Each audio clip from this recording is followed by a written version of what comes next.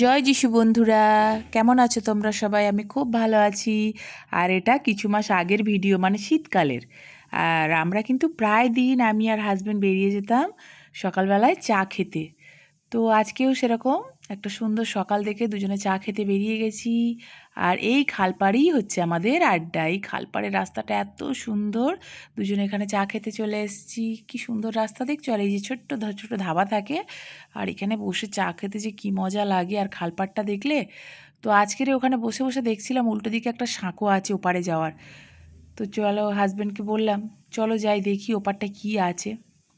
আর সাঁকোটার অবস্থা কিন্তু একদম ভালো না, মানে বাঁশ ফাঁসগুলো একদম পচে পচে গেছে। আর সাঁকোর হাল খুব খারাপ। এমনি বহু বছর হয়েছে এইসব পেরোনোর আর অভ্যেস নেই। চারিদিকে সব এখন পাকা পোল হয়ে গিয়েছে, মানে পাকা ব্রিজ যেগুলো বলে সেই সব হয়ে গিয়েছে। এখন আর বাঁশের এইসব সাঁকো নেই।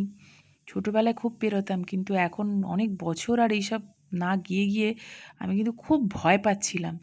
আর হাজব্যান্ডকে আবার বলছিলাম দূরে জুম করে দেখাও, ওখানে আমাদের একটা শিবের মন্দির আছে। এটাকে বলে ছোট কাচারি। বিভিন্ন জায়গা থেকে যেরকম বড় কাচারি যায়, এই ছোট কাচারিও কিন্তু বহু লোকের সমাগম, বহু লোক পুজো দিতে আসে। আর বিশেষ করে শিবরাত্রি আর নীলের বাতিতে ওখানে মেলা বসে, আর প্রচণ্ড মানুষ ওখানে জল ঢালতে আসে, খুব ভিড় হয়, জমজমাট এলাকা থাকে। তো উল্টো দিকটা পেরিয়ে চলে এসেছি আর দেখছি বিশাল ধুধু জায়গা। আর দেখো সামনে কি নদীর জল, আমি জানি না ফোনে কেমন তোমরা বুঝতে পারছো, এত সুন্দর লাগছে। মানে সেই আমরা দীঘা ফিঘা গেলে যেমন একটা ফিল হয় না, পুরো অমনি ফিল হচ্ছিল। খুব সুন্দর জায়গা। আর আমার হাজব্যান্ড বলছিল যে এখানটারই সব মাটি কেটে কেটে ওই জেসিপি দিয়ে, 8-10টা জেসিপি ওরা আগে এসে দেখেছে, মাটি কেটে কেটে ওই মেট্রোর জায়গাগুলো তৈরি হচ্ছিল সব।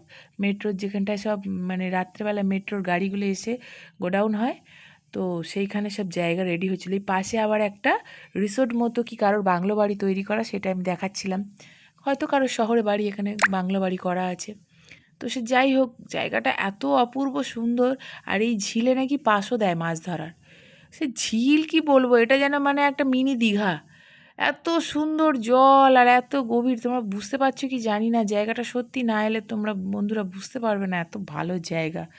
তো আমার তো জায়গাটা খুবই ভালো লেগেছে। তোমাদের কেমন লাগলো অবশ্যই